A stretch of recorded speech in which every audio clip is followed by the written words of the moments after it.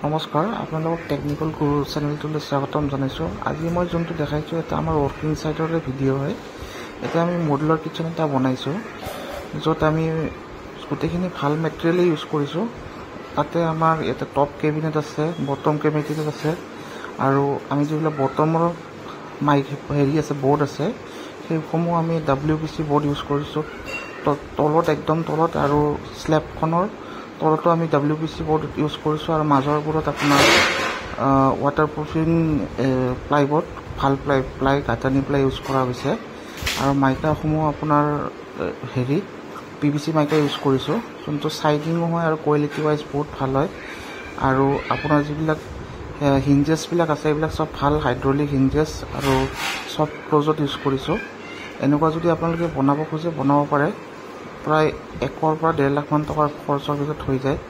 এইবোৰ আপোনাৰ প্ৰফাইল লগোৱা গৈছে কেবিনেটবিলাকৰ তলত। প্ৰফাইল আপোনালোকে ইউজ কৰিব, হেণ্ডেলসমূহ ইউজ নকৰিব। আজিকালি হেণ্ডেলবোৰ খুব কম ইউজ হয়, হেণ্ডেল নহয় প্ৰফাইল ইউজ কৰিব। এনেকুৱা আপুনি ইয়াতে কাটলাৰী কাৰণে আপুনি গেছৰ কাটলাৰী কাৰণে এনেকুৱা চিষ্টেমৰ বক্স ইউজ কৰিব পাৰে। তাৰ তলত আপুনি সৰু সুৰা বস্তু থ'বৰ কাৰণে এনেকুৱা কেবিনেটবিলাক ইউজ কৰিব পাৰে। তাৰ তলত আপুনি ডাঙৰ থালি চালি থোৱাৰ কাৰণেও কেবিনেট এটা দিছোঁ। এনেকুৱাসমূহ কেবিনেট আপোনালোকে দেখিছে, এনেকুৱাসমূহ কেবিনেটসমূহ আমি লগাইছোঁ ইয়াতে, আৰু চব ক্লজত দিয়া গৈছে। আৰু এইটো এটা কেবিনেট, এইটো আমি চব্জি থোৱাৰ কাৰণে এটা কেবিনেট বনাই দিছোঁ। ইয়াতে আমাৰ এইবিলাক বক্স লগোৱা আছে চব্জি থোৱাৰ কাৰণে, আলু পিঁয়াজ এনেকুৱা ধৰণৰ ভেজিটেবলছৰ কাৰণে। আৰু ইয়াতে আমি বটলছ থোৱাৰ কাৰণে বটল হোল্ডাৰ দিছোঁ এটা, বটল চব সোমাই যাব ইয়াতে, এনেকুৱা ধৰণৰ আছে।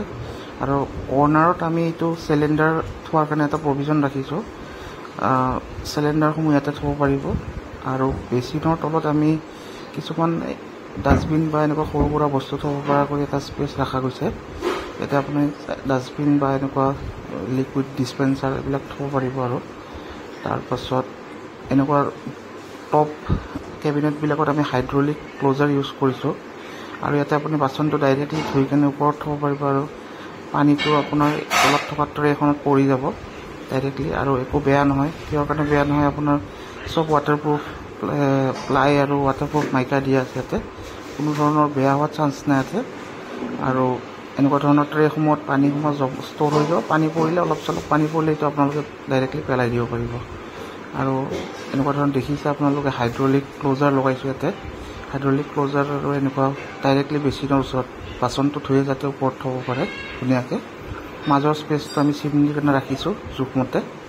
তাৰপিছত এনেকুৱা ওপৰত বক্স কিছুমান বনোৱা গৈছে, আপোনালোকে দেখিছে। এইটো এটা কেবিনেট হয়, এইটো ডাইৰেক্ট নিজে দিলে জাষ্ট টানি দিলে হ'ল। ইয়াতে কোনো হেণ্ডেল বা নাই, কোনো হেণ্ডেলৰ প্ৰয়োজন নাই ইয়াতে একচুৱেলি। আৰু ইয়াতে আপোনাৰ ধৰক গ্লাছ বা এনেকুৱা ধৰণৰ আপোনালোকৰ প্লেটছবিলাক সজাই থ'ব পাৰিব ধুনীয়া। গ্লাছ লাগিব, ইয়াতে কাম বাকী আছে অলপমান। আৰু এনেকুৱা এটা দিছোঁ আমি, তাতে আপুনি কিবা কিবি কাম কৰিব পাৰিব, এটা আমাৰ ৱৰ্কিং ষ্টেচন টাইপ। ইয়াতে আমাৰ এটা স্পেচ আছে, তাত ডাঙৰ হেৰিবিলাক থ'ব পাৰিব, ষ্ট'ৰেজ কৰিব পাৰিব। ইয়াতে এটা দিয়া গৈছে এই কেবিনেট, ইয়াতে পাৰ্টিশ্যনবিলাক আহিব মাজত।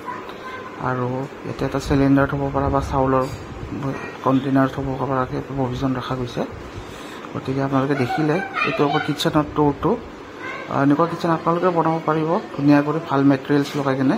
যদি আপোনালোকে সবিশেষ কিবা জানিব বিচাৰে কমেণ্ট কৰিব, আমি কমেণ্টত উত্তৰ দিম। আৰু যদি ভাল লাগে চেনেলটো লাইক আৰু ছাবস্ক্ৰাইব কৰিব নাপাহৰিব। Thank U.